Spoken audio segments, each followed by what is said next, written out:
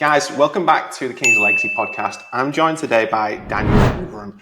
On the eve, is it the breakthrough? Is today the day of the launch of the new book? Is that right? Yeah, the day the book launched, like a month earlier than we anticipated. But I'd rather it be early than late. So yeah, we're excited. It's on Amazon everywhere now.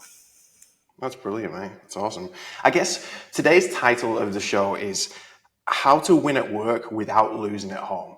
Daniel, can you share, I guess, your insight on that, or I guess your initial thoughts on that? Yeah. So just to kind of to rewind a little bit, my background, my career background is health and wellness. So I've owned 4 gyms over the last 12 years. I actually sold the last gym about a year and a half ago. But, I struggled a lot in school. Growing up, I was not good at school, not good at academics. Some of that was just poor effort, if you will. Some of it was I just struggled testing. I just didn't have a high IQ.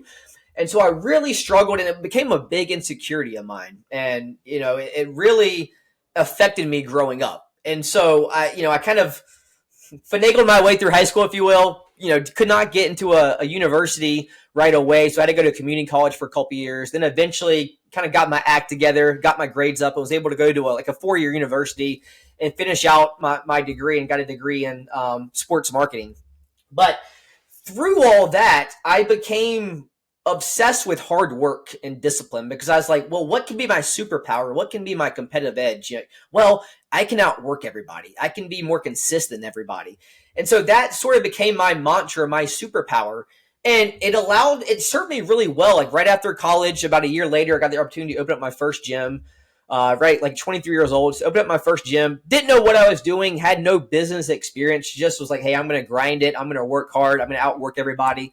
And I built my first couple of gyms up to a lot of success. But I realized I was working 12 to 14 hours a day, and I just felt like I was married to my business. And again, at the time I was still young. It was okay. I could do it. I didn't have a lot of other responsibilities or obligations at the time. And then I met my now wife at one of my gyms, actually. She was one of the clients. And so we started dating. We ended up getting married back in 2015. And then it started becoming a problem, because it's like, hey, it's not just about me anymore. Now I had this companion. I had this person that I'm going to spend the rest of my life with. And I realized that there was already friction in our marriage pretty quickly, because I was just obsessed with my business. And because I didn't have systems, because I didn't have leadership, because I didn't know how to create boundaries, right? Like our marriage got off to a rocky start, if I'm being completely honest with you, for the first couple of years.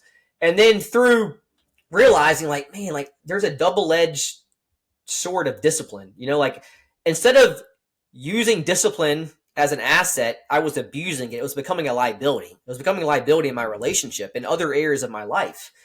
And so I had to sort of step back and say, okay, look, discipline can still be a superpower of mine. I can still use it, but I can no longer abuse it, because again, I'm going to lose my wife if I'm not careful. And I don't want that. That's the last thing I want to do. So I had to start creating systems. I had to figure out what is most important to me. I had to start creating standards, which I'm sure that we'll talk about later on. And that was sort of the way that I was able to break that vicious cycle and break out of what I call the discipline prison, and be able to still use it to my benefit, but also realize hey, there's a whole other side of this where it can be an asset, and I can still grow my business, grow my career, but be the best husband, and I'll be the best father possible. Awesome, mate. Thanks for sharing. And I guess on that, Daniel, did you get to a point, did something happen along the timeline for you to have that aha moment? Was the marriage starting to I guess not crumble, but have cracks in it? Was the fitness taking over too much? What kind of led you to redefining what discipline is for yourself? Yeah, no, great question. I mean, a number of things, happened that I could sort of relate back to. I mean, one was, I was getting up early, I've always been an early riser, but I was getting up early and immediately leaving the house and going to the gym. And I remember I had 4 gyms. The 2 of the gyms I had they were a kickboxing gym. It was like a boot camp gym. So we'd run classes all day long, but I would have a little hour break between 2 and 3 p.m. I would go in my car in the parking lot, and I would take a nap in my car. And I remember I'd set my alarm, and I remember my alarm go off, and I'm like, the last thing I want to do is go back in this gym and work more. I'd have to work another 5 hours. And I was like, I mean, this is my livelihood. This is my business. That was my identity at the time. And so I was like, I got to get back in there and get going, you know? But by the time I would get home, it would be 8 o'clock, 8:30 at night. I mean, it's like, hey babe, how you doing? How was your day? She would want to talk to me. I'm like, I don't want to talk. Like, I've been talking all day. I'm mentally and physically exhausted. And so we had no time together. And I remember one night she sort of broke down and was crying, and just really I just kind of let her talk, and I didn't realize, I think I was in denial, to be honest with you, Rich, at the time. But when I saw how emotional she was, and when she was telling me how it was affecting and impacting her, it sort of clicked with me. Now, again, not that I made changes right away, right? This was a process, but that was one of those moments where I was like, okay, like this is serious. I really need to figure things out.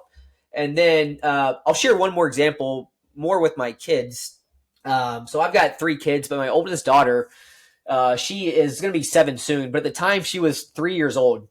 And my other 2 kids weren't born yet. And I was in the living room with my daughter, supposed to be playing with her. And we had like a little coffee table in front of the couch. I was on the couch on my phone. And my daughter was playing with some little toys in the coffee table. And my wife was in the kitchen cooking us dinner. And I don't remember, Rich, what I was on my phone. It was either social media, email, text. I don't remember what it was at this point. But I felt this tap on my knee. And it was my daughter. And I look up because it jarred me. She said, Daddy, put your phone away and play with me. And it was like, oh, a stab in the heart. Again, it was one of those other moments I'll like never forget. I'm like, yeah. Oh my God, like I'm so addicted to my phone. I'm still so attached to my work, and social media, whatever it is, that I was literally like not even paying attention to the most important thing in my life, my daughter, my family. And so what did I do? Oh, well, I'm going to rely on discipline and willpower motivation. I'm not going to do it anymore. That lasted a week or so. And then I just went back to that bad habit. And so what I realized, and we can talk about this later on, but what I realized is that I needed to take some extreme measures and create some very extreme systems, if you will, to be able to protect me from distractions like my phone, like my work, and create more boundaries. So those were kind of the 2 pivotal moments where I'll never forget them. And I'm grateful that they happened, because those were like, changing moments for me, at least. Yeah, for sure. Thanks for sharing. We've got a lot of similarities in this. So I've got 3 kids. We've just recently sold a gym. I met my wife in, she was one of the clients from the first gym. Yeah, so a lot of similarities, so I can completely relate. And I've had that moment as well, being on my phone with my little one coming and tapping me, so I completely relate to that. When you think about, you obviously work with guys as well. When you think about where most guys go wrong trying to balance both, so trying to balance like the fitness, the business, the marriage, the kids, like where do you see guys go wrong the most? Yeah, I don't think that they have a clear North Star. They don't have a clear vision of really what they want. And that was me. It's like, I just want to have success. Like, I want to have business success. Because again, you got to realize, like, for me growing up, not doing well in school, like that was my motivational factor. So I wanted to prove everybody wrong. I wanted to prove myself wrong as well. Like, hey, like I can be successful. But it's like, what does success mean? Like, I never actually really defined it the early years of my career. It's just like I was just working hard, just kind of running on that hamster wheel as fast as I could. And sure, I had success with, financial success for a while. Was making a big impact on people. Was getting a lot of awards and recognition in my local community.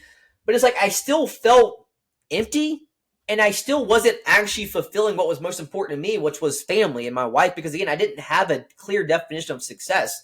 And so I credit, my co-author, my mentor, Craig Ballantyne, for this, is that he's got some great exercises on like how to really kind of fast forward the tape forward, right? It's like, okay, where do you want to be in 3 years? Like, write out exactly where you want to be in 3 years, and write it like you've already accomplished it. And this will include personal achievements and success, relationship success, personal success.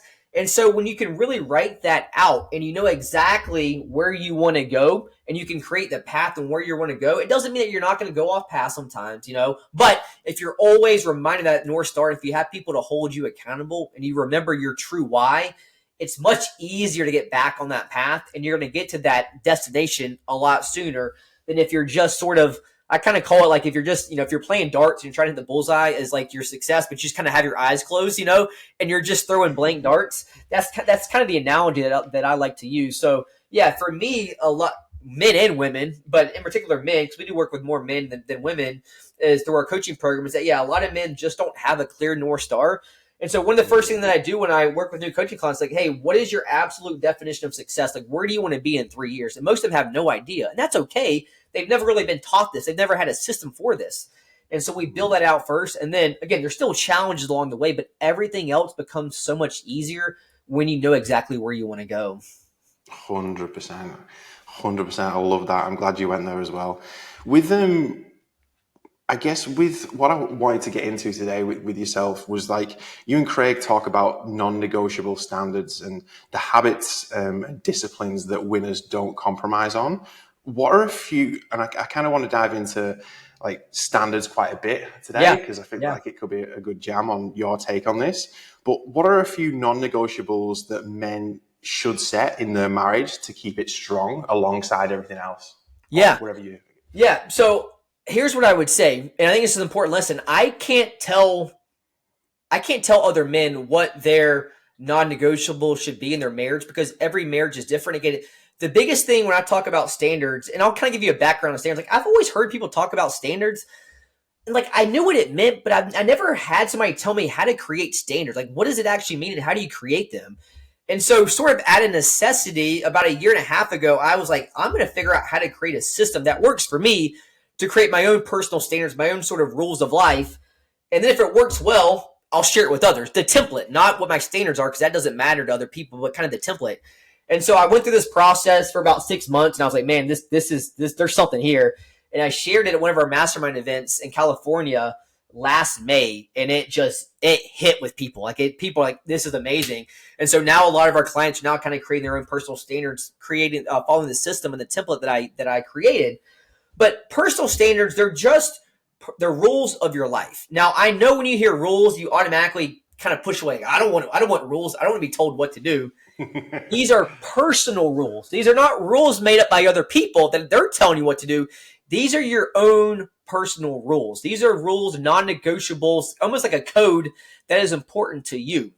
So if you don't mind, I'll just share the system that I created, Rich, real quick. So Absolutely.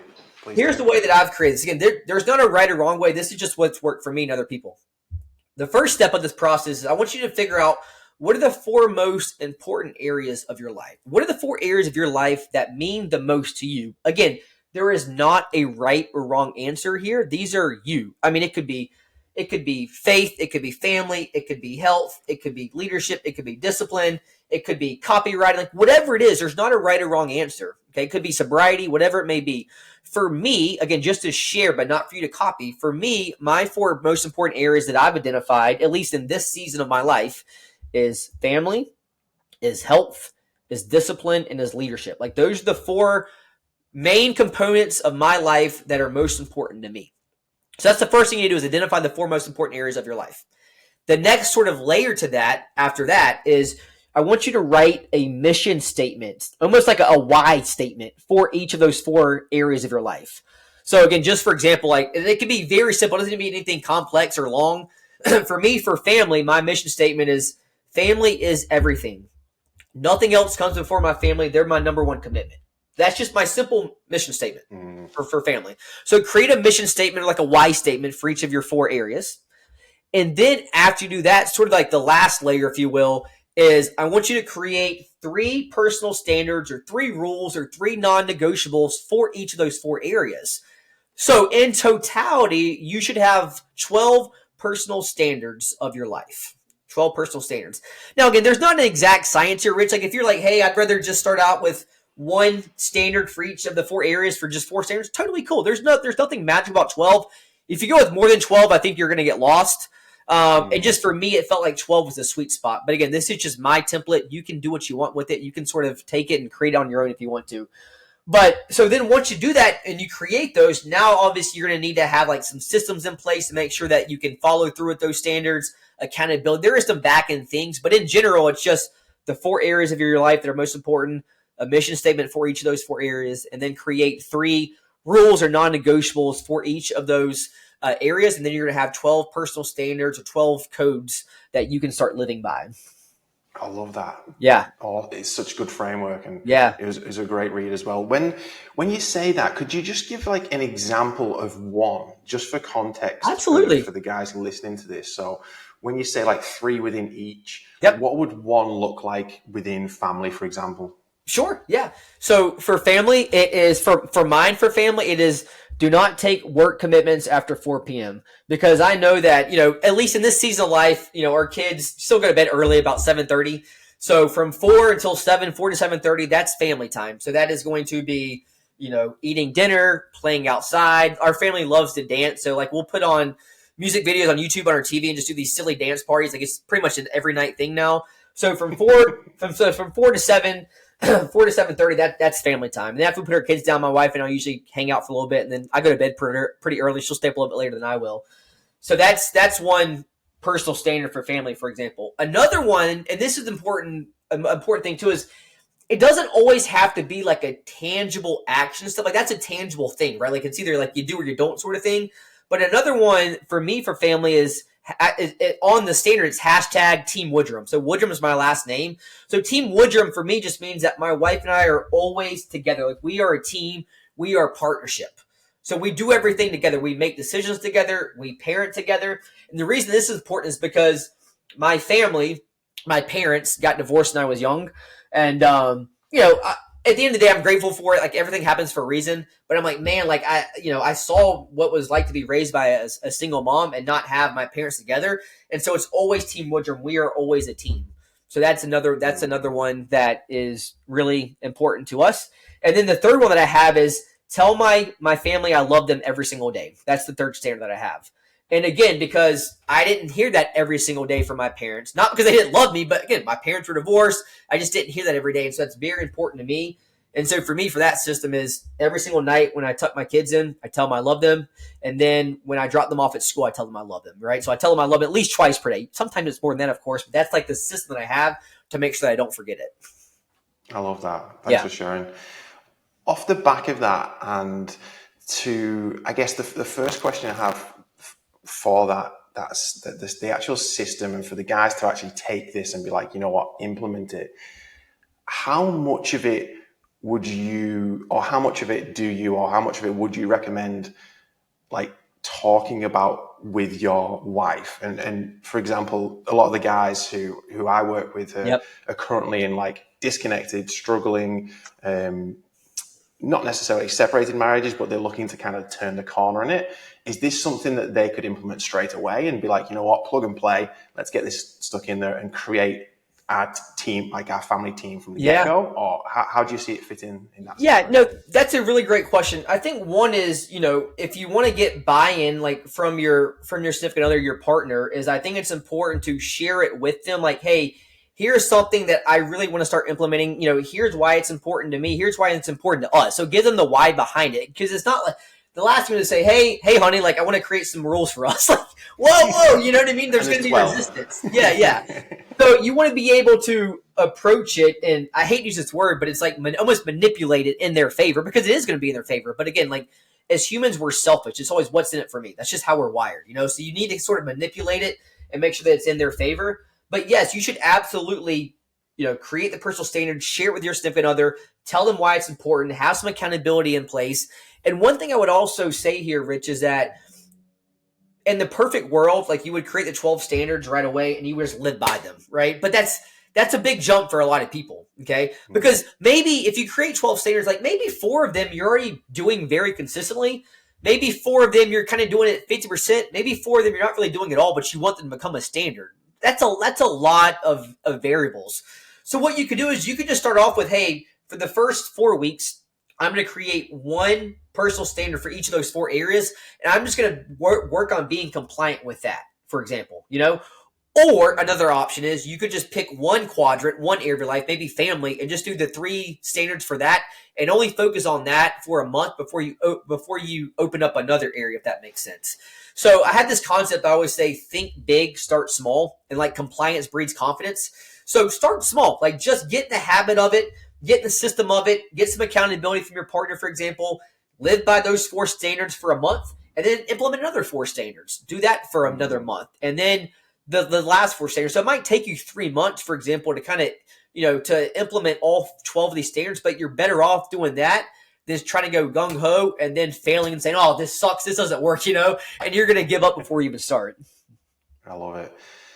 Awesome. And yeah, it kind of touches on to the next part I wanted to ask about so now they've got like the buy-in from the wife and the buy-in from the family. And then is there any kind of cool ways or cool implementations that you've seen or you adopt, once obviously you've got them all installed, or as you're installing them, like, do you have them printed out on the wall? Do you have them like as your wallpaper on your screensaver? Like, do you have any like tactical concepts for actual? I actually have them on my phone. My phone's over here on a charge, but I have them on my phone on the home screen. Just listed out as a constant reminder. And then I also, and this is what I did this when I first started this whole process myself. I don't have it anymore because it's on my phone, and I live by these now. So, and let me also say, like, real quick before I share that is, listen, they are rules of your life. You should try to be 100% compliant, but there might be a day where something goes awry and you miss one or two. It's okay. Like, don't beat yourself up over it. Like, yes, ideally you want to be as compliant as possible. Perfect score would be awesome every single day, but you might have a day or maybe even a week where you fall off a couple. It's like, okay, let's revisit this. Why is this standard important to me? Why am I not hitting this consistently? And then let me figure out some systems or some extra accountability to make sure I get back on track. So let me just say that first and foremost. But yes, I have it on my home screen, but I also I printed out like a worksheet, a diagram of this. So it's got like a little circle with the 4 quadrants, the 4 areas. And then on the bottom of it, it's got the 4 mission statement blank lines you can write in your mission statement. And then kind of around it, it's got like the 12 standard blanks that you can fill in. So I'm happy, Rich, to send you over that document and you can share it with your audience. And that way they can print it out and fill it out themselves. And yeah, post on the wall, on the mirror, in your car. I mean, whatever you need to do just to keep it front of mind.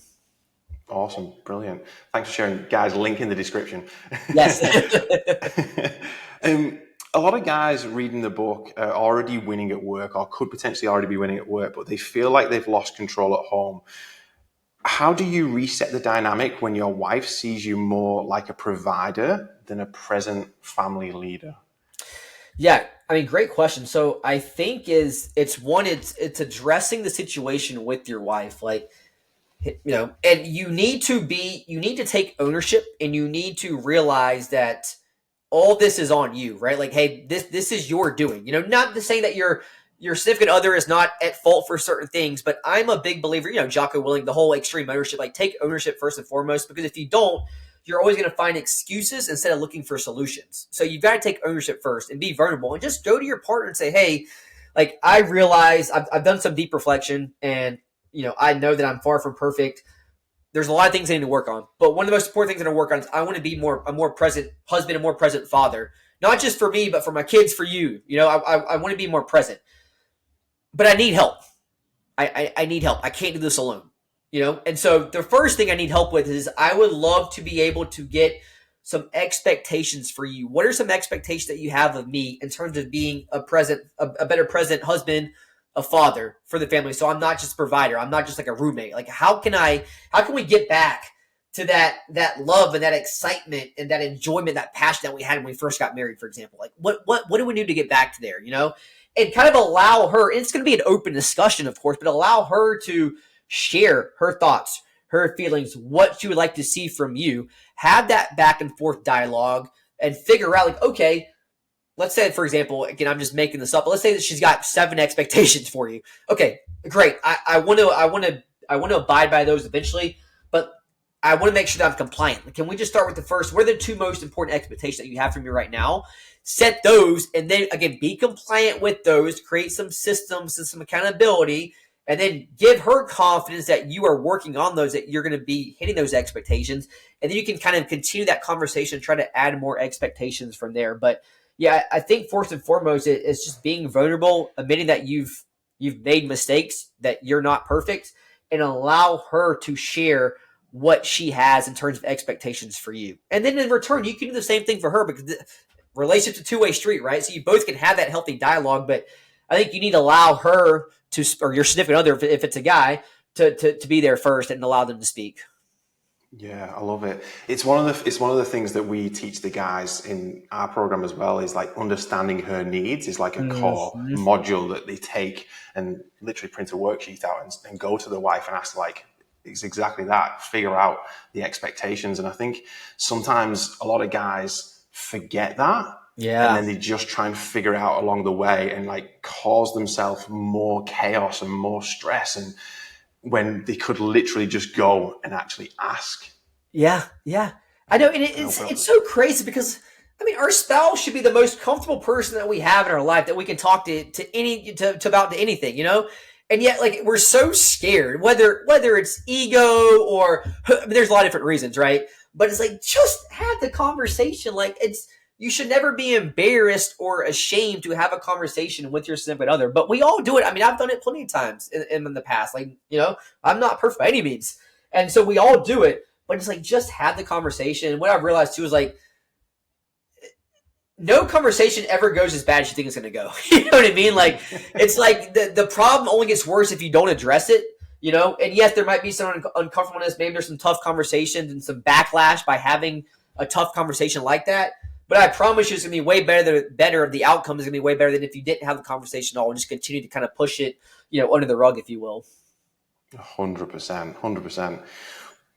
I've got another question for you here. One of the biggest killers of attraction in a marriage is when a man becomes too predictable, too comfortable, or loses his edge. What role do personal standards play in keeping attraction alive? Oh man, And that's a good one, dude. Um, I guess even if we just relate that to yourself and like, yeah, how, yeah, how do you live by these standards and live by this, like these North Stars, and still keep that attraction alive in the marriage? And you've got 3 kids and you've yeah, got the busy life. Like, yep, how does Daniel do yeah. that? So really great question. So a few things here is one of my personal standards for my family, as I told you, is you tell my family I love them every single day. Another one on leadership, because leadership, the way that I categorize leadership, and everyone's different, is like, yes, leadership has to do with business, of course, but it's also self leadership as well, and being a leader for your family. So one of my standards for leadership is to always give praise to others. And I found at a certain point in our marriage that my wife and I were not giving each other gratitude. We're not sharing praise with each other enough. And especially when you have 3 kids, man, like life is chaotic. I mean, you forget to brush your teeth some days, much less tell your wife some praises. And so what we started doing, and I honestly don't remember. I know I started this system, but I don't remember the exact date or like the timing of it. It's been at least a year.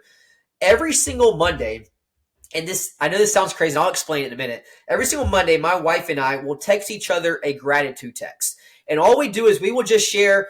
There's not an exact number. Usually it's anywhere from 5 to 7. It ends up being like 5 to 7 things that we're grateful for, the other one, and we'll text it to each other. You know, I mean, it's like it can be simple stuff like I'm grateful that you took our daughter to dance class last week. I'm grateful that you always provide us with a delicious dinner every single night.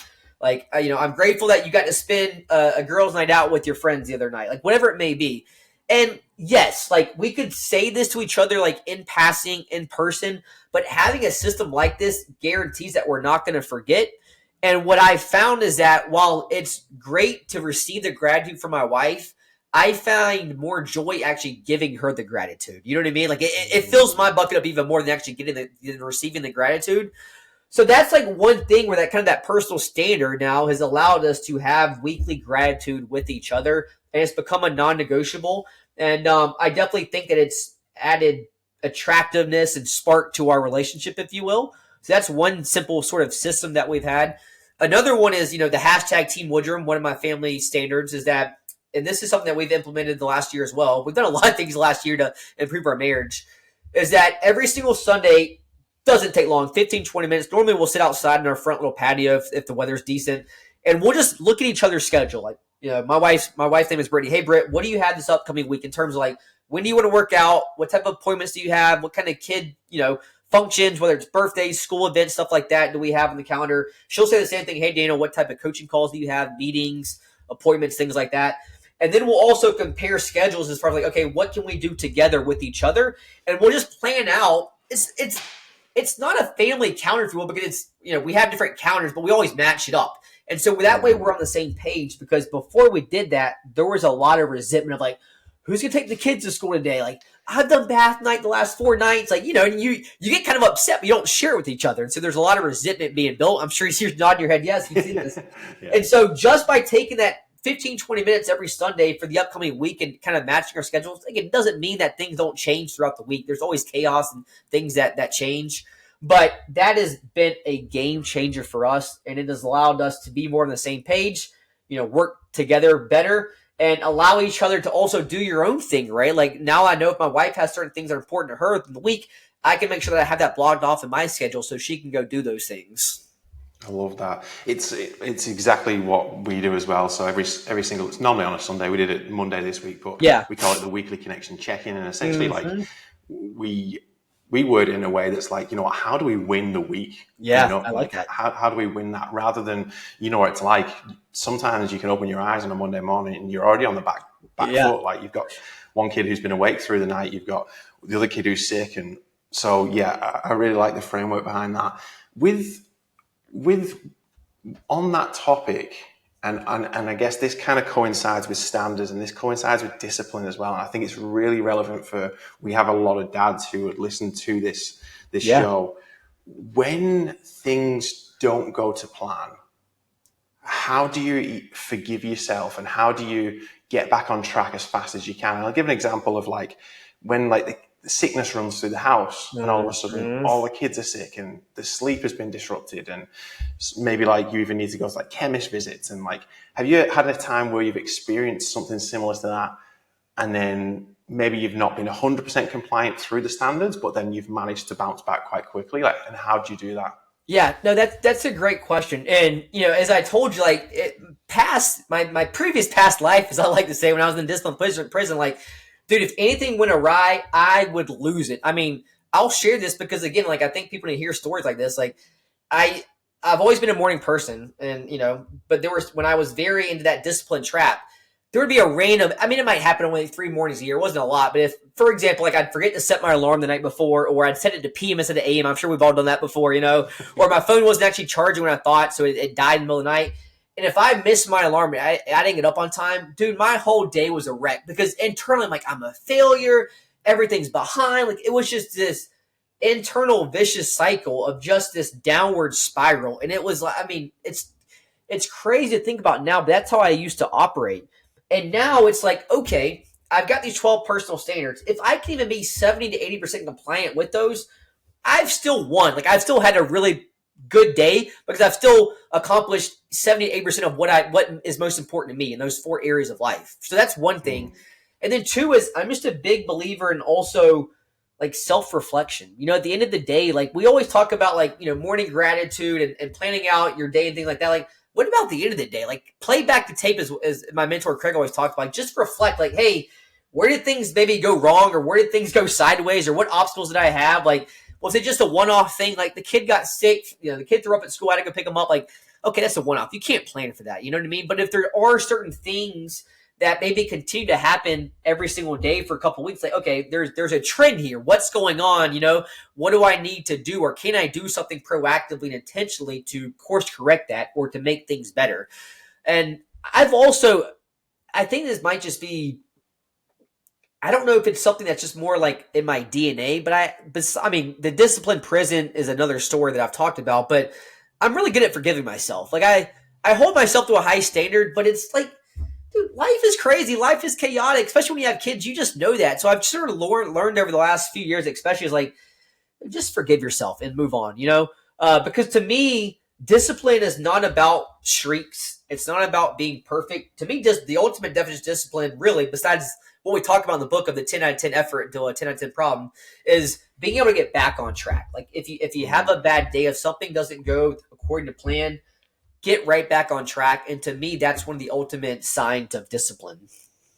I love that. It's funny, since I spoke to Craig, I've had that kind of going around in my head a lot more and being like, because I guess it can be easy to get like caught up in your to-do list and be like, hang on a minute, what is my like level 10 problem here? Yep. Is it getting my level 10 effort first thing in the morning, like with my bucket full of energy? And it's definitely kind of made me rewire and rework a couple of things in my world as well. The book touches on accountability in business, in personal performance, and in leadership. What's the best way for a man to hold himself accountable in his marriage and fatherhood, just like he does at work? Yeah, I mean that's a great question. And one thing about accountability is that we will let ourselves down every single day of the week. Like it's again, we're just wired like that as humans. And I think it's easy to think about getting accountability for like your health or for fitness or for your business, but you can absolutely get accountability for your marriage or for fatherhood. So first, I would say is that you need to identify who are people that you look up to as a husband, as a father, and whether these are people that are really close to you, whether it's like friends or colleagues or family members, or maybe it's just people that you sort of maybe just know virtually that you respect it. And again, everybody can paint a pretty picture on social media. So you need to really like know these people to a certain degree and really know that they have standards and what they display on social media, for example, is really who they are. And you can pretty much find it out pretty quickly, right? Like over time, you can tell who's the real deal or not. So find those individuals who you look up to, who you aspire to be, and then have them hold you accountable. Now, the thing with that is you need to let people, when you want people to hold you accountable, you need to tell them exactly what you want them to hold you accountable on and how to hold you accountable. Because if you say, hey, can you hold me more accountable? I want to be a better father, better husband. Like, sure, like I'll check in with you daily, but what does that mean? Like, what am I holding you accountable on? So you need to be crystal clear for yourself on what you want to be held accountable on in your marriage and in your fatherhood. Once you identify that, tell those people that you deeply do not want to disappoint, your accountability tribe, as I call them, and then tell them how can they hold you accountable. Like, hey, I'm going to check with you every day. I'm going to update you on these 3 areas or these 3 specific things or these 3 standards, whatever it may be. And that's when you can get accountability, for your marriage or for your parenting. Awesome. I love that. Just circling back a little bit into like the dark side of discipline. Do you have any like particular stories or particular aha moments that kind of led you to the book and led you to obviously publishing and getting to that point where like, you know what, I need to get this out and I need to get this in front of more and more people because this is obviously super relevant. Do you have anything that's like that popped up in your world that were like, you know what, this is the time, this is here and now? Yeah, I mean, so for me, I come from the health and wellness space, and so I've always been a gym rat, if you will. Like I've always I love the gym. I could work out all day. You know what I mean? Like I just love being in the gym. I love the environment. I love the process of it. And I will admit, I got sucked into one of those challenges that are popular online. I started doing a challenge online that required a lot of things, and I remember thinking to myself, like, I am doing things that are literally like it feels like they're killing me because I'm doing these random things that have no meaning to me, that have they're not a part of my vision, but I've gotten caught in this like comparison trap and think like, oh, well, this person looks successful in different areas, so I'm going to go do what they're doing. And luckily, I was able to have like this aha reflection moment about halfway through the challenge and said, like, I'm out, like I'm done. I'm not doing this anymore. Like this is not aligned with who I want to be and where I want to go. And that was one of like the personal sort of like sparks for me that allowed me to realize like, man, like discipline really is a double-edged sword. And again, like I found myself again abusing discipline and chasing somebody else's definition of success that really had no meaning to me. And so that was one of the things personally for me. And then as far as the book is concerned, Craig has been the co-author, Craig Ballantyne, has been a mentor of mine. I met him back in 2010. So he's been a friend and mentor. We owned some gyms together back in the day. And so he was like, hey, I'm writing this new book, The Dark Side of Discipline. He's like, I started writing it. He was early on in the process. I've already mentioned your name a bunch in the book. And I think you would be the perfect co-author for this because I've heard you talk a lot about standards and I really want to implement standards in the book. And so that was sort of how like this marriage of this co-authoring came about. And, Craig and I are very much similar, but we also have a lot of different experiences. And so I think just kind of bringing our combined experiences and our sort of teachings around discipline standards, it was like just a perfect alignment. And we are really, really proud of how the book came out. And, I'm confident that it's going to impact a lot of lives over the years. I have no doubt of that either. I feel very fortunate to have read it very early doors. So Yeah. appreciate you guys. If a guy is listening to this and he's crushing it at work, but he's struggling at home, what's the first standard, in your opinion, or what would you recommend he needs to set for himself today to start turning it around? Yeah. So if you're like, let's say for example, you're crushing it at work, but your family life is struggling some. Don't create a standard for work. Like your work's good. Like that's not a 10 out of 10 problem. You need to put a 10 out of 10 efforts into your family. So the first personal standard should be, again, I can't tell you what that should be because it needs to be your personal standard. But what I can tell you is that it needs to be a standard around family. Okay. Because if that is your level 10 out of 10 problem, and if you're not careful, you might lose that altogether. You better put a standard 2 or 3 into your family or into your home life. So that would be the first thing that you need to do is you need to identify some standards that will allow you to be more present, more active, and a better leader at home for your wife and for your kids, for example. Brilliant. Could you give like just some generic, it doesn't have to necessarily be yours if you don't want to share, but could you give some, I know you mentioned before, like, phone off at 4 p.m. Like, could you give some generic ones that the guys could kind of look at and be like, oh, that resonates the most with me just around family? Yeah. I mean, yeah, like having a very clear cutoff time is very important. So like, hey, I'm done with work at 4 p.m. because the problem is if you don't have a clear non-negotiable cutoff time for work, especially if you're an entrepreneur, you're a high performer, even if you just have like a very important position where it's a lot of required of you, we can easily work till 8 or 9 o'clock at night, because again, a lot of us, like, I love my work. Like I could easily work till 8 or 9 o'clock. Like I love it. I love what I do. And I can easily kind of get into that trap. So I have to have that non-negotiable of cutting work off at 4 o'clock. And I need to make sure that my wife holds me accountable because there has been some random times where I've slipped and she'll call me out, which is good. I need that. Daniel, it's 5 o'clock. What are you doing? Got it. Thank you, babe. Like I'm shutting on my laptop. You know what I mean? So we all need that accountability there because sometimes we can't slip back into bad habits. So definitely I would say cutoff time is very important.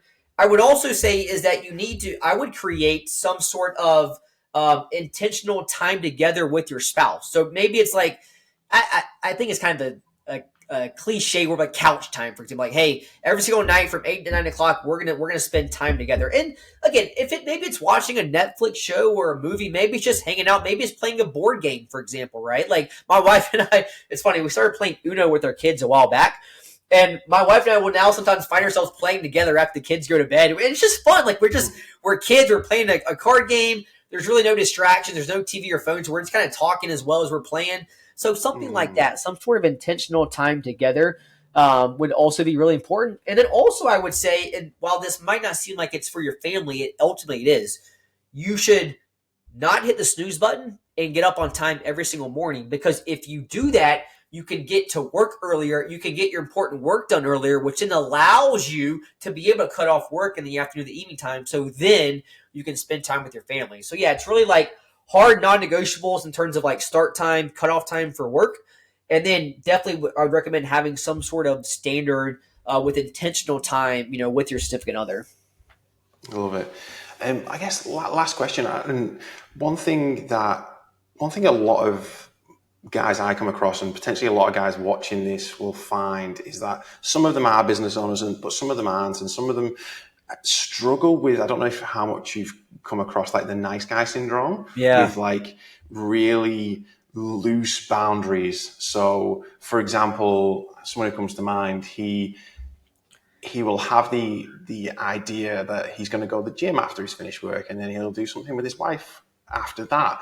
And then all of a sudden his boss or a client will ask him to stay back a little bit longer, and all of a sudden that boundary just kind of crumbles at the first kind of flex or the first kind of moment of impact.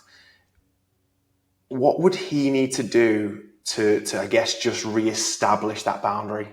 Yeah. So a couple things here. One is, and you're right, so many times we will create boundaries, or we will say we're going to create boundaries, and we allow other people to break them, and there's no integrity in that. So no one is going to respect your boundaries if you don't respect them yourself, And so that's the bottom line. Like you can create all these boundaries you want, but if you don't respect them, other people aren't respect them. Again, I said earlier, people are selfish. Like people aren't thinking like, hey, like I'm going to respect Rich's time unless if you respect it yourself, So you have to be able to create the boundary and have personal integrity with it. I also think at the end of the day, you don't need to explain yourself to others, but like, who's going to argue with me if I said, hey, if I had a coaching client say, hey, Daniel, like, can we get on a coaching call at 4:30 or 5 o'clock? Like, hey, I would love to, but I have a very a hard personal standard, non-negotiable, that I do not take any calls after 4 p.m. because that is my family time where I get to hang out with my kids, hang out with my wife, and be fully present for my family so that I can show up the next day and be the best coach for you.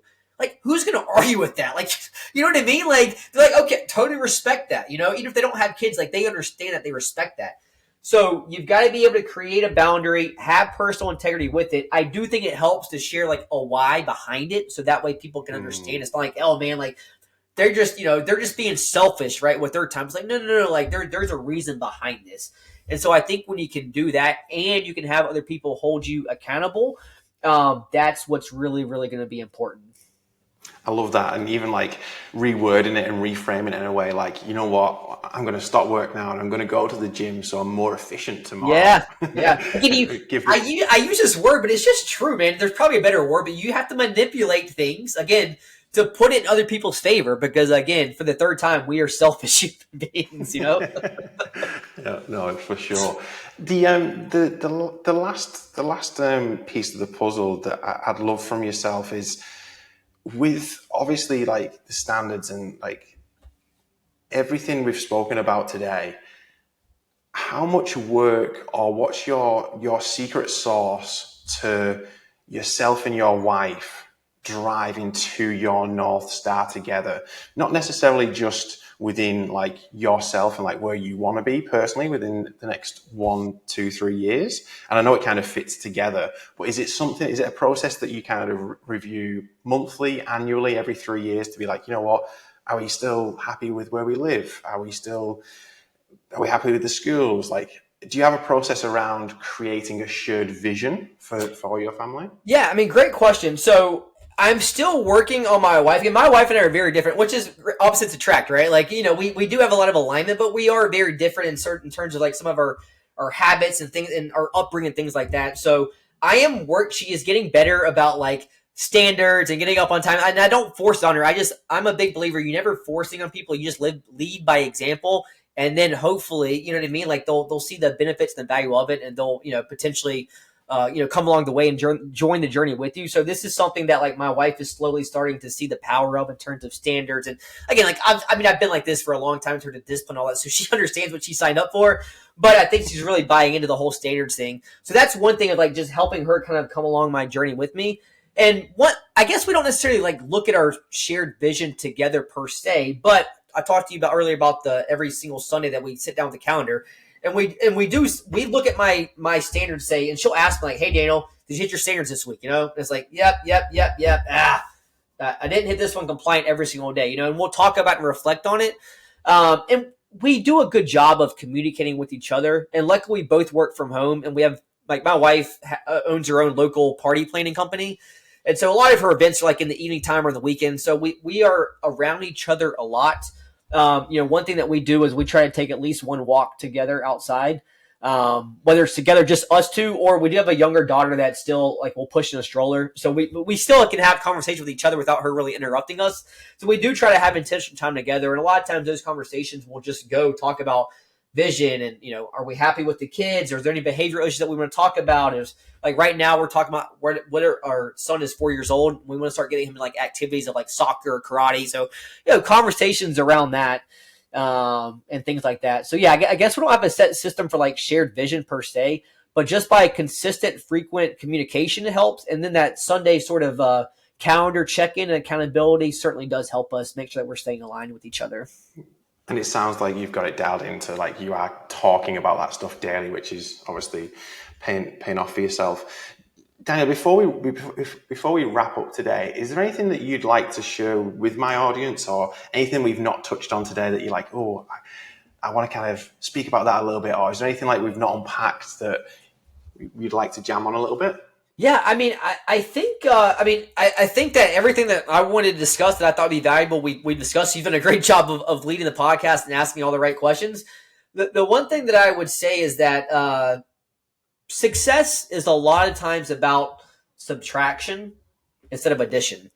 And so, like, yes, we're a lot of things we're talking about, like adding like better communication and personal standards, and all these things are great. And yes, you should do those things, and you should try to figure out like how can I subtract from my busy lifestyle? How can I subtract from things that I'm doing that are not serving me? How can I subtract certain bad habits? And a lot of times success comes from subtraction. It's, it's addition by subtraction, if you will. So, I would also think about, yes, you want to add these standards and you want to add certain things, systems in place, but also think like, what can I remove that is no longer serving me? And again, that could be a lot of things. That could be stuff in your business, stuff that you're doing on a consistent basis, stuff that you're doing, in your personal life with terms of bad habits or certain things with relationships that are no longer serving you.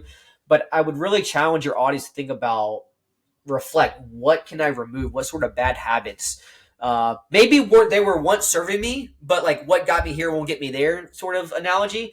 And figure out what do you need to remove. And really the same thing happens. Like you need to create systems. You need to replace that bad habit with maybe something better, like a good habit, if you will. And that's also a really important part of discipline and standards and just in general success overall. Love it. Thank you so much for sharing. It's been an absolute pleasure jamming with you today. Likewise. Where can people find you, and where can people connect with you, and where can people grab the book?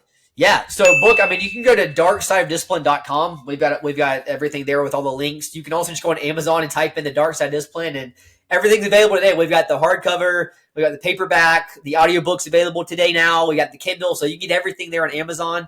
And then in terms of personally finding me, I'm pretty active on Instagram. So it's Daniel_Lee, Lee _Woodrum, Woodrum. Hopefully you can link that in here. But you can follow me on Instagram. I post there every day. I'm pretty active with stories and just documenting what I'm doing and just trying to inspire other people. So awesome. I appreciate your time so much today, Daniel. So much value in that. One of my favorite jams, one of my favorite podcasts, and hopefully you had some good fun as well. I loved it. It was great, and hopefully we'll do it again soon. For sure, mate. Awesome.